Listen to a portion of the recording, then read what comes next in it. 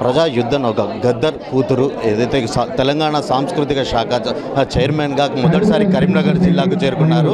వారు లఘు చిత్రాలకు సంబంధించి బహుమతుల ప్రధానోత్సవానికి చేరుకున్నారు. మనతో పాటు వెన్నెల గారు ఉన్నారు, వారితో మాట్లాడతారు. మేడం, మీరు ఈ సాంస్కృతిక శాఖ చైర్మన్గా పదవి చేపట్టిన తర్వాత ఎట్లా ఉంది? అంటే గత ప్రభుత్వ హయాంలో సాంస్కృతిక శాఖను ఒక రాజకీయంగా వాడుకున్న పరిస్థితులు మీరు ఈ పదవి చేపట్టిన తర్వాత ఎట్లాంటి నిర్ణయాలు తీసుకోబోతున్నారు? ముందుగా ఇక్కడ కరీంనగర్ అన్నలకు, అక్కలకు, పెద్దలకు అందరికీ నూతన సంవత్సర శుభాకాంక్షలు. ఈరోజు నేను కరీంనగర్లో మన తెలంగాణ భాష సాంస్కృతిక శాఖ సహకారంతో కరీంనగర్ ఫిలిం సొసైటీ ఆధ్వర్యంలో జరుగుతున్న లఘు చిత్రాలకు అవార్డుకి నేను ఆహ్వానించడం జరిగింది. నేను ఇక్కడికి వచ్చాను. ఇక్కడ లఘు చిత్రాలు అంటే చిన్న షార్ట్ ఫిలిమ్స్ ప్రజల మీద చాలా ఇంపాక్ట్ ఉంటుంది. సమాజంలో మార్పు తీసుకురావాలి, ఒక మంచి సమాజాన్ని నిర్మించాలి, ఒక క్రియేటివిటీని ప్రజల్లో చైతన్యవంతపరచాలి అనే ఉద్దేశంతో ఈ లఘు చిత్రాలు తీస్తున్న వాళ్ళకు ఒక ఇన్స్పిరేషన్గా ఉండాలి, ఒక సహాయకంగా ఉండాలి, వాళ్ళకు స్ఫూర్తిదాయకంగా ఉండాలి అనే ఒక సహ ఉద్దేశంతో కరీంనగర్ ఫిలిం సొసైటీ అవార్డ్స్ ఇవ్వడం జరుగుతుంది. దీంట్లో 51 షార్ట్ ఫిలిమ్స్ని సెలెక్ట్ చేయడం జరిగింది. దాంట్లో ఒక 5 కన్సాలిడేటెడ్ ప్రైజెస్ అనౌన్స్ చేశారు. అట్లాగే 3వ ప్రైజ్కి 5,000, 2వ ప్రైజ్కి విన్నర్స్కి 10,000, అట్లాగే నంబర్ 1 ప్రైజ్కి 20,000 ఇచ్చి వాళ్ళకు సత్కరించారు ఒక సర్టిఫికేట్తో పాటు. అట్లాగే ఫైనాన్షియల్గా సపోర్ట్ చేస్తూ వాళ్ళకు ఒక స్ఫూర్తిదాయక నిలబడినందుకు ముందుగా మన పొన్నం రవిచంద్రన్ గారు నేను కృతజ్ఞతలు తెలుపుతున్నాను.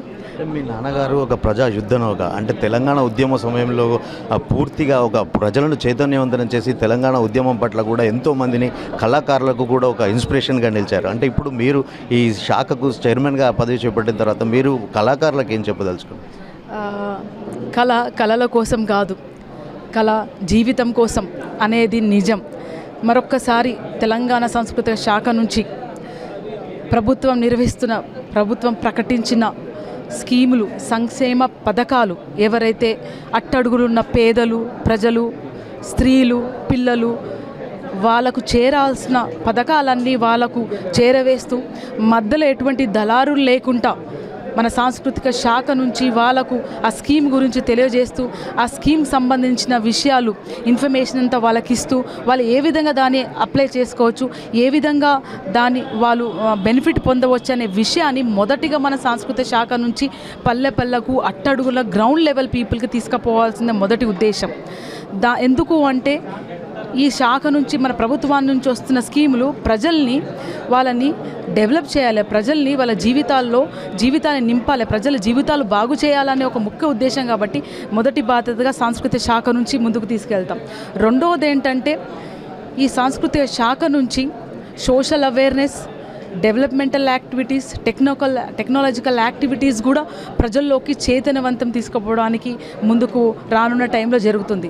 మూడో ముఖ్య అంశం ఏంటంటే మీరు అన్నట్టు ఒక పాటతోని ఒక రాష్ట్రాన్ని తీసుకొచ్చింది, ఒక పాటతోని ఒక ప్రభుత్వాన్ని దించేసింది, ఒక పాటతోని ఒక యుద్ధాన్ని, ప్రపంచం చరిత్ర సృష్టించిన ఒక యుద్ధాన్ని నడిపిన గద్దరన్న బిడ్డగా మరొక్కసారి ఏ విధంగా అయితే ఆట పాట మాటతోని తెలంగాణ ఆటపాట మాటతోని తెలంగాణ సాధనలో మొదటి పాత్ర వహించిన మన తెలంగాణ కళలుని అదేవిధంగా ఈ తెలంగాణ సంస్కృతి శాఖ నుంచి తెలంగాణ అభివృద్ధి కోసం మొదటి పాత్ర వహిస్తుందని మీకు తెలియజేస్తున్నాను. చివరిగా చెప్పండి, అంటే మీ నాన్నగారు ఒక పార్టీని స్థాపించే యోచనలో ఉన్నాయి, అంటే మీరు భవిష్యత్తులో ఆ పార్టీకి సంబంధించి ఏమైనా నిర్ణయాలు తీసుకోబోతున్నారా?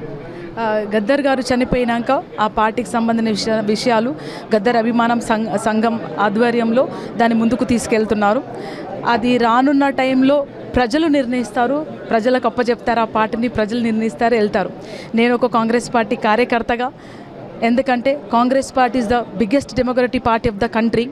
కాంగ్రెస్ పార్టీ చరిత్ర చూసుకున్న ఇప్పుడు గత 20 ఏళ్ళుగా చూస్తున్న అట్టడుగుల ప్రజల కోసం, అన్ని మతాల కోసం, అన్ని కులాల కోసం నిలబడుతూ భారత రాజ్యాంగాన్ని రక్షించే ఒక యుద్ధాన్ని మొదలుపెట్టింది.